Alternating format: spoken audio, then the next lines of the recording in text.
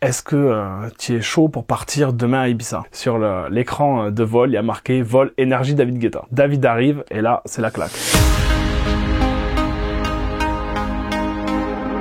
Bonjour à tous et bienvenue dans ce nouveau format un petit peu plus intimiste ici, où je vais vous raconter quelques anecdotes, où je vais vous raconter un petit peu les backstage de mon parcours et de mon métier de DJ.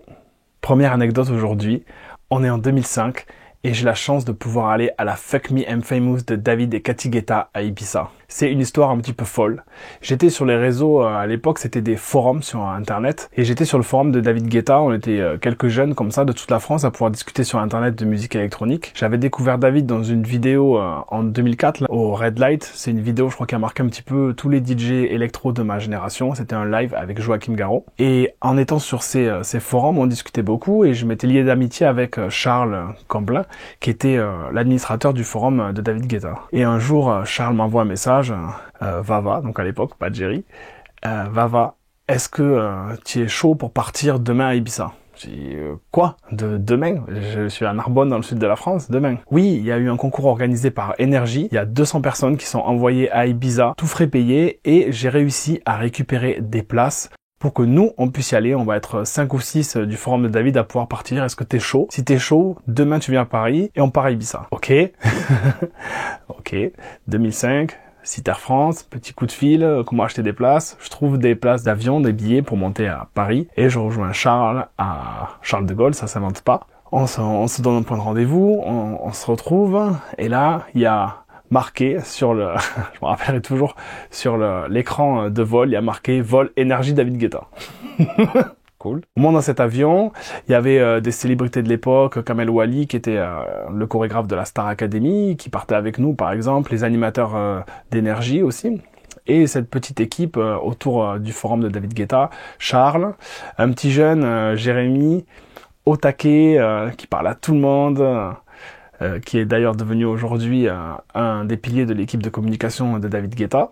Eric André, le fondateur de DJ Buzz, qui est un site qui fait de la promotion pour les DJ. Il envoie aux DJ les dernières nouveautés. Donc Eric, qui avait peut-être 10 ans de plus que nous, un petit peu papa, qui commençait à nous expliquer comment se passe le milieu des DJ, qu'est-ce qui s'y passe à l'intérieur. Nous, on voulait devenir DJ. Moi, j'avais déjà mes premières platines.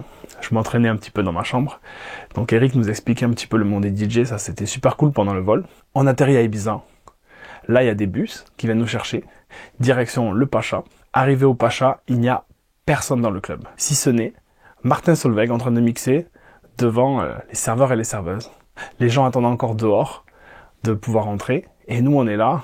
On est je vous ai dit 100 ou 150, peut-être 200, à avoir gagné, à être dans le club en premier, devant Martin Solveig qui mixe devant la piste vide. Ça me choque un peu. Et Eric qui est à côté de moi rigole et me dit « Bienvenue à Ibiza. Ici, les DJ stars, quand ils font la première partie, il y a peut-être personne. » Waouh, ok. Petit à petit, le club se remplit. Moi, perso, c'était le plus gros club que j'ai jamais vu de ma vie. Il y a, je vous dis, des terrasses, il y a des recoins, des salles. On arrive dans une petite salle, il y a un DJ, puis hop, il y a une grosse salle là qui était cachée.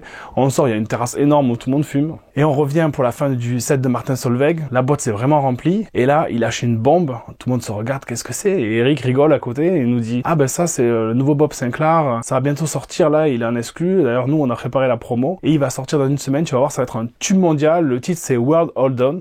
Ça ressemble pas trop à ce qu'il a fait jusque-là, mais tu vas voir, c'est un tube. » Effectivement, tout le monde danse. Fin du set de Martin, David arrive, et là, c'est la claque. Toute la boîte s'éteint. Donc on doit être peut-être 4000 personnes là-dedans. Toute la boîte s'éteint. La Marseillaise retentit. David arrive aux platines, donc tout le monde crie pendant la Marseillaise. Et les lumières s'allument un petit peu partout dans le club pour illuminer des performeurs et des performeuses qui sont habillés en marinière Jean-Paul Gaultier. Voilà, donc les mecs un peu baraques, c'était vraiment comme dans les pubs de Jean-Paul Gaultier à la télé. Donc David avait ramené Jean-Paul Gaultier à Ibiza qui avait habillé toute l'équipe du club.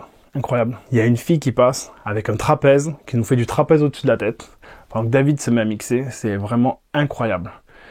Moi personnellement, ça m'a marqué, ça m'a vraiment donné envie de devenir DJ pro et un jour de mixer à Ibiza. J'espère qu'on va y arriver.